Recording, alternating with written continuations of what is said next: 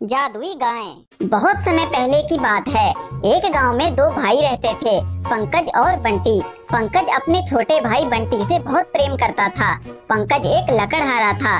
वह हर रोज जंगल में जाता और बहुत सारी लकड़ियां काटकर लाया करता था। पंकज को कई बार जंगली जानवरों जैसे शेर आदि का सामना करना पड़ता था, परंतु पंकज बहुत बहादुर था और वह अपनी कुल्हाड़ी से उनका मुकाबला करके उनको भगा देता था। पंकज की शादी सुमन नाम की लड़की के साथ हो गई थी, पर उसका छोटा भाई बंटी अभी कुंवारा ही था। एक बार पंकज जंगल में लकड़ियां काट रहा था, तभी उसे एक भयंकर आवाज सुनाई देती है। अरे यह आवाज कहां से आ रही है, मुझे जाकर देखना होगा। तब पंकज वहां जाने लगता है। वहां पर एक शेर और एक गाय खड़ी थी।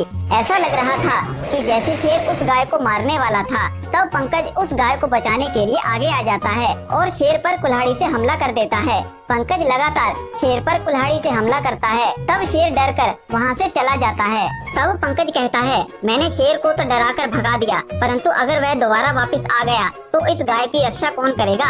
ऐसा करता हूँ कि इस गाय को अपने साथ ही घर ले जाता हूँ। तब पंकज उस गाय को घर ले जाता है।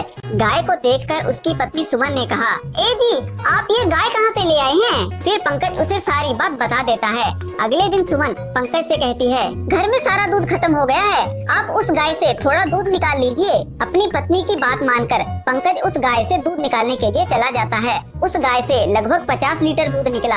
यह देखकर तीनों ही हैरान हो जाते हैं, क्योंकि ऐसा किसी भी गाय के लिए संभव नहीं है कि वह इतना सारा दूध दे। तब बंटी कहता है, अरे भैया, मेरी तो आता माजी सटक ली, यह तो जादुई गाय है, इतना ज्यादा दूध तो कोई साधारण गाय नहीं दे सकती है। तब पंकज कहता है, हाँ बंटी, तुमने सही कहा, यह एक जादुई गाय है। हमारे हाथ तो खजाना ही लग गया। हम इसकी अच्छे से खातिरदारी करेंगे ताकि यह गाय हमें इसी तरह दूध देती रहे। तब पंकज उस गाय का दूध बाजार में बेच देता है और कुछ पैसों से उसके लिए चारा भी खरीद कर उसे खिला देता है। अब प्रतिदिन पंकज जादुई गाय का दूध निकालकर बाजार में बेच देता था। इस तरह दूध बेचकर पंकज काफी अमीर हो गया। पंकज और उसकी पत्नी सुमन जादुई गाय की बहुत सेवा करते थे। इस तरह काफी समय बीत गया।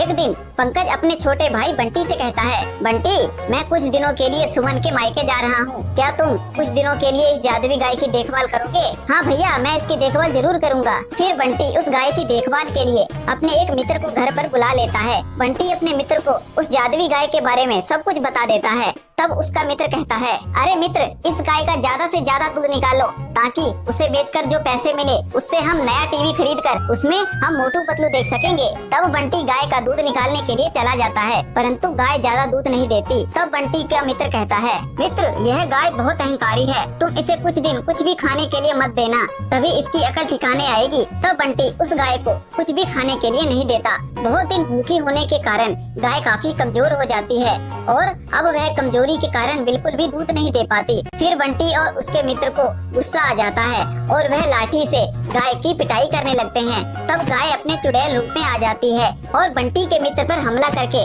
उसे गिरा देती है। फिर बंटी अपने भाई पंकज के पास जाने लगता है। गाय भी उसका पीछा करने लगती है। पंकज के पास पहुंचकर बंटी सारी बात बता देता है। तब पंकज जादुई गाय को कहता है, तुम यह भूतिया गाय कैसे बन गई? फिर जादुई गाय ने कहा, मैं पहले एक चुड़ैल थी। एक बार मैंने एक साधु की तपस्या भंग कर दी। साधु ने मुझे श्राप देकर जादुई गाय बना दिया और कहा, अगर कोई व्यक्ति तुम्हारी मुक्ति के लिए यज्ञ करेगा तभी तुम मेरे श्राप से मुक्त हो पाओगी। यह सुनकर पंकज बोला, जादुई गाय, अगर तुम मेरे भाई को क्षमा कर दो तो मैं तुम्हारी मुक्ति के लिए यज्ञ करूँगा। तब जादुई गाय उसकी बात मान जाती है। पंकज जादुई गाय की मुक्ति के लिए यज्ञ करता है। यज्ञ के बाद जादुई गाय को मुक्ति मिल जाती है। फिर वे खुशी खुशी रहने लगते हैं। इस कहानी से हमें यह शिक्षा मिलती है कि हमें बंटी की तरह लालच में आकर जानवरों पर अत्याचार नहीं करना चाहिए।